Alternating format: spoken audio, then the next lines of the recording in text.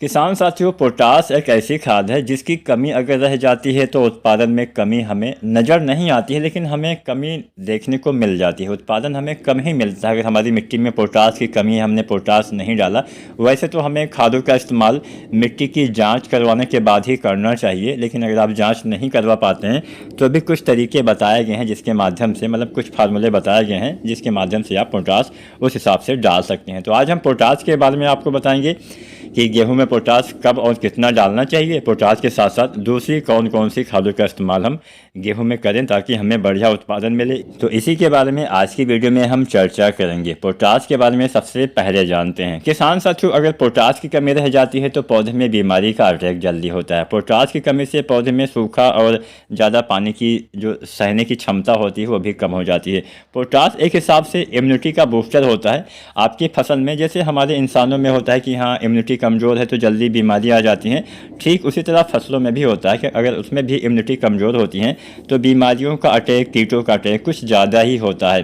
Potash की कमी से आपके दाने पतले कमज़ोर रह जाते हैं, बालियाँ छोटी रह जाती हैं, बालियाँ वजनदार नहीं होती हैं, दाने फल फूल दाने के बीज के विकास में तो पोटास का अहम काम ही होता है। इसके साथ साथ पोटास तने को भी मजबूत करता है।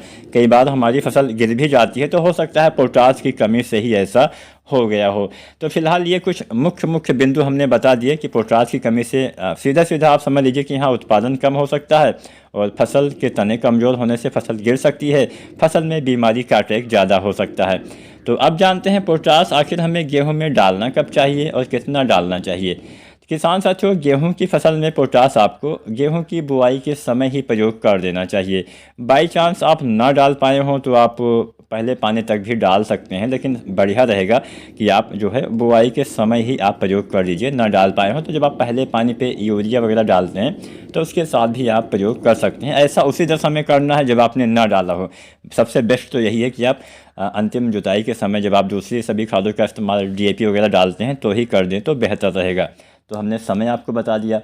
बाई चांस ना डाल पाए हों तो पहले पानी तक आप डाल सकते हैं। अब इसके साथ साथ किसान साथियों, मात्रा भी जान लेते हैं।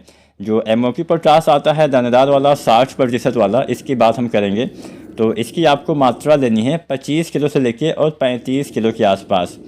अब मान लीजिए कोई वैरायटी एक आप मतलब समय से लगाने वाले हैं गेहूं, जैसे आप 10 नवंबर से आसपास से बुआई करने वाले हैं तो आपको 25 से 30 किलो आपको जो है अपनी फसल में पोटास डालना चाहिए, MOP पोटास 60% वाला। लेकिन अगर आप थोड़ा सा अगेती वैरायटियाँ लगाते हैं जो थोड़ा ज़्यादा उत्पादन देती हैं तो उसमें थोड़ा सा ज़्यादा मात्रा में आपको पोटास डालना पड़ेगा।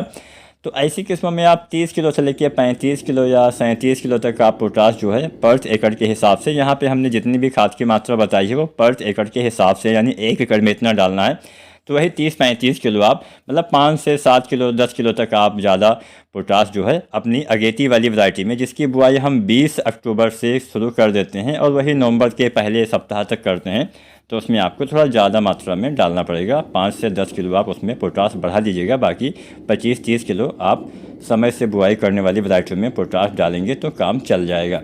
ये तो बात पोटास की हो गई। अब दूसरी खादों के भी जान लेते कि हाँ, मैं दूसरी कौन कौन सी खादें खासकर बुआई के समय डालना है। तो बुआई के समय अगर आप DAP डालते हैं तो आप समय से बुआई करते हैं, अगर मान लीजिए आप नवंबर के पहले सप्ताह के बाद बुआई करते हैं तो आपको 55 किलो डालना है DAP। अगर आप अगेती गेहूँ लगाते हैं तो उसमें आप 10-15 किलो DAP जो है बढ़ा के डालिए, यानी 65 किलो 70 किलो तक आप DAP डाल सकते हैं कोई अगेती वैरायटी है तो। सिंचित अवस्था में आप यूरिया भी डाल सकते हैं 20-25 किलो।